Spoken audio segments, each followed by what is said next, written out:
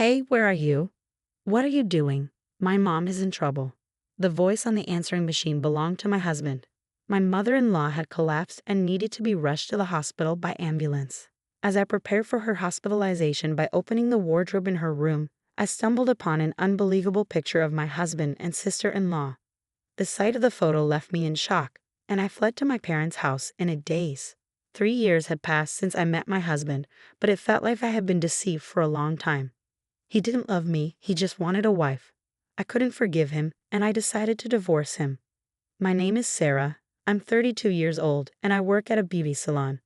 4 years ago, I was in a hurry to get married as my friends and colleagues were tying the knot one after another. I wanted to marry before I turned 30. Listening to my married friends talk about their husbands and children made me feel envious and impatient. Even though I smiled and listened, I often cried on my way home, feeling gloomy and left out. With only 2 years left in my 20s, I decided to fully commit to finding a marriage partner. I tried everything, dating apps, marriage activity parties, but finding the right person was tough. The men I liked weren't interested in marriage, and I couldn't seem to find anyone suitable. I didn't think my standards were too high, but nothing worked out. Desperate, I registered with a marriage agency despite the cost. I hoped to meet someone genuinely interested in marriage.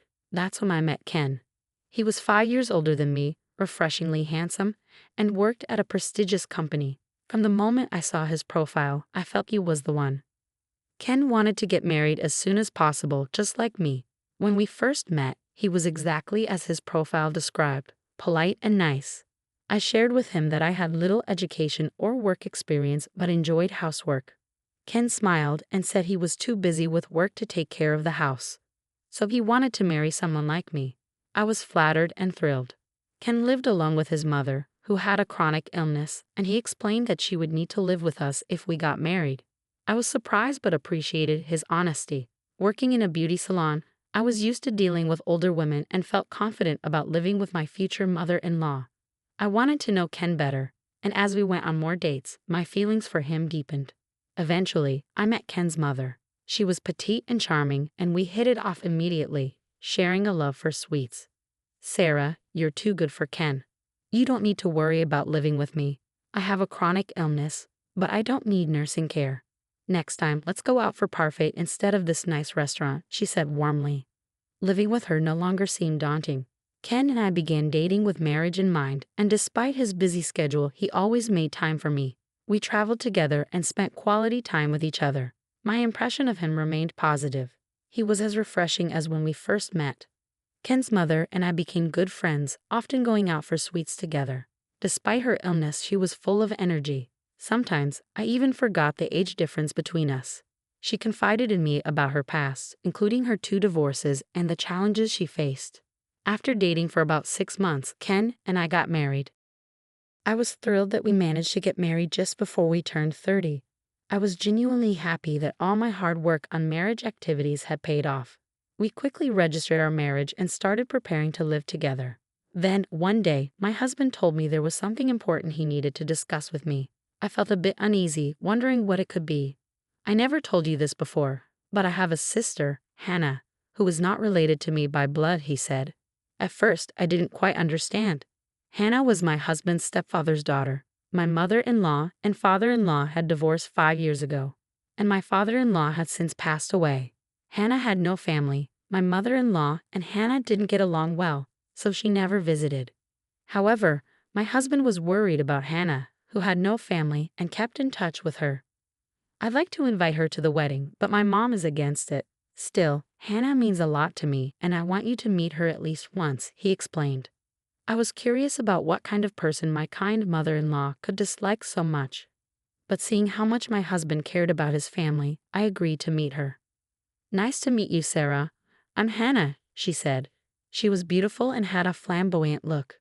She worked at a bar, and I couldn't understand why my mother-in-law disliked her. Hannah was pleasant and made our meeting enjoyable. When Ken was in middle school and I was in high school, we started living together. Isn't it like a comic book, suddenly becoming a family? She said, reminiscing about their past. Ken made fast-paced quips about her stories, and they seemed like a perfect pair, almost like a couple. It was clear she was dear to my husband. Sarah, I'm sorry I couldn't make it to your wedding. Be a good wife, Hannah said as we parted. Don't tell my mother about today. If she gets angry, it'll be a pain in the butt, Ken said on the way home. I didn't know the details of the conflict between my mother-in-law and Hannah, but I decided it was none of my business. I kept the meeting to myself. Life started for the three of us. Ken was busy with work and often came home late. On his days off, we would sometimes go out with my mother-in-law. I was also working, so I did the housework with my mother-in-law's help, and we often went out for sweets or to see a movie together. By all accounts, we were a happy family. However, I did worry about my mother-in-law because sometimes, when she wasn't feeling well, she would sleep all day. I tried to keep in touch with her frequently while I was at work. The only thing that bothered me was that Ken was always on his phone. He was constantly doing something on it, even bringing it into the bath. Initially, I thought he was just addicted to games, but it became so frequent that I started to worry. One time, he called to say he was heading out, and I called him back because I wanted him to get me something at the convenience store. His phone was engaged the whole time, and I couldn't get through to him. When he came back, I confronted him. Ken, I've been calling you all day, I said. Sorry, I got a call from the company, he replied.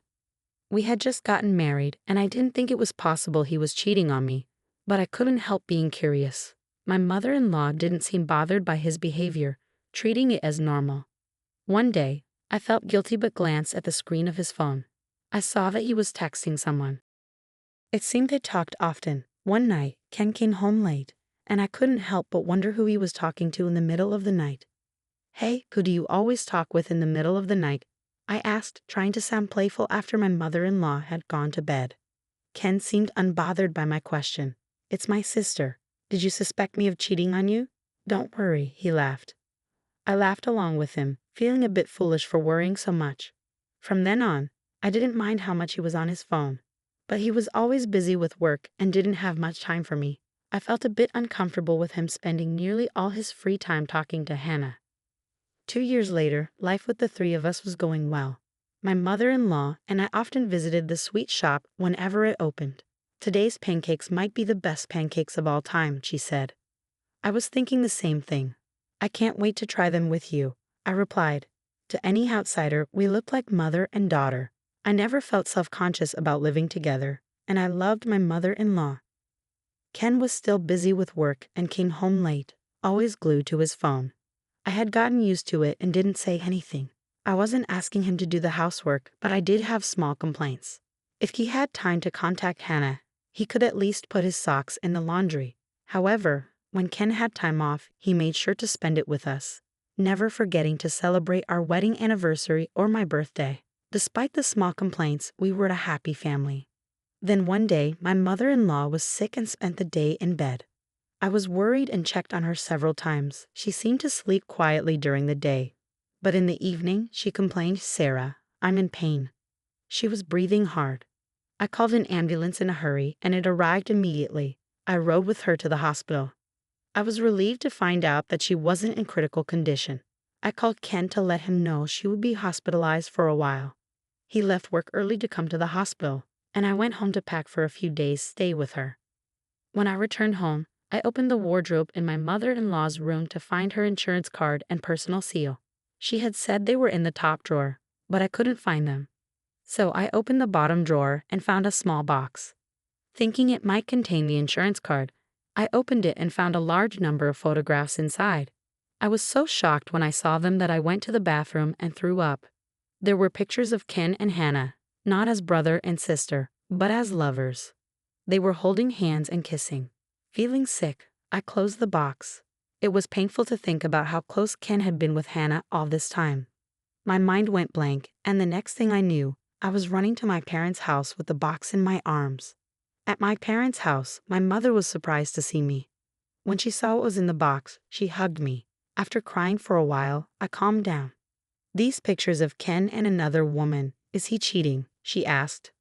My mother was shocked when I told her it was Hannah, and that the photos were in my mother-in-law's wardrobe. I hadn't even told my mother about my sister-in-law. I can't live with him anymore, I said. Of course you can't live with him. I can't allow it, my mother replied, angry as well. When I looked at my phone, I saw a lot of missed calls from Ken and a voicemail message that said, "Hey, where are you? What are you doing? Your mother is in trouble." The message was angry. I thought, asterisk, I'm the one who should be angry, asterisk. I turned off my phone because talking about it would remind me of the pictures and make me sick. The next day, out of the goodness of my heart, I contacted him. "There's something I need to talk to you about this evening. I'll be there with my mother, so please call Hannah," I told him. "Thank goodness she's alive. What were you going to say when my mother was in trouble?" He started blabbing on and on. "Please do. I'll see you tonight," I said and hung up the phone. I went to my mother-in-law's hospital room. She looked at me happily and called my name. "I'm sorry you're not feeling well, mother-in-law, but I need to hear the truth," I said, opening the box I found in her wardrobe and showing it to her, her eyes filled with tears. "Sarah, I am so sorry," she began. "Hannah is the stepdaughter of my ex-husband. 5 years ago, she told me they were lovers, even though they're not related by blood. They're both my children, and I told them I couldn't allow it. Hannah got angry and left the house, and I never saw her again. I should have told you, but those are old photos. Don't worry, I don't even know what Hannah is doing now, and I'm sure she's not in contact with Ken," she said. Her eyes were sincere, she didn't seem to be lying. "Ken is still in contact with Hannah. In fact, he introduced me to her once years ago," I replied. My mother-in-law shed another tear. "But you're already married," she said. "I'm sorry, you did nothing wrong, but I can't be a family with Ken anymore. I'm going to divorce him." "Don't apologize to me, it's my fault for not noticing." "I'm sorry," she said.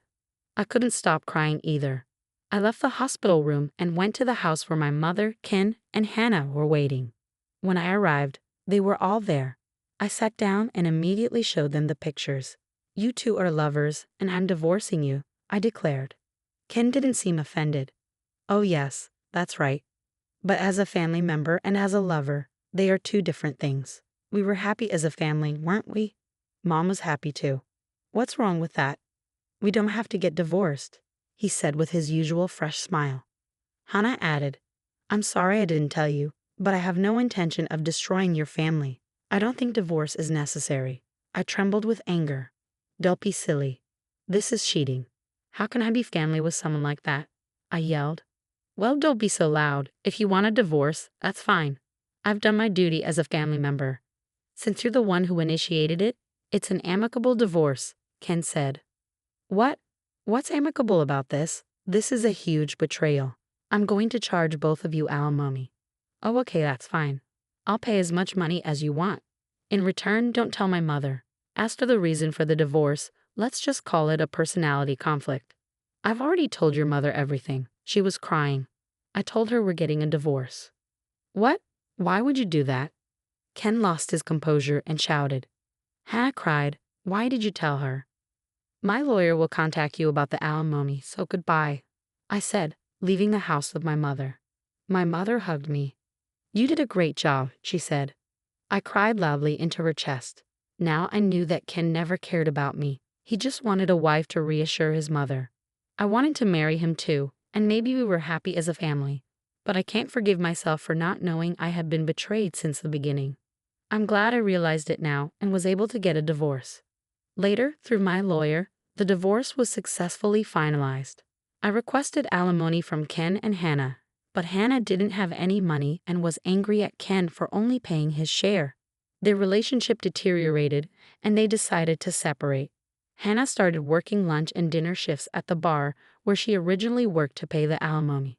After she was discharged from a hospital, my mother-in-law was angry with Ken and told him that if he saw Hannah even once in the future, she would cut ties with him. My mother-in-law and I still keep in touch and occasionally go out for sweets. I'm relieved that she is out of the hospital and seems to be in good health. I now live with my parents and am busy preparing for the reopening of the beauty salon where I used to work. When things settle down a bit more, I'll start living alone again. I'm no longer envious when I hear about my friends who are married. Until the day comes when I meet someone wonderful again, I'll keep working hard.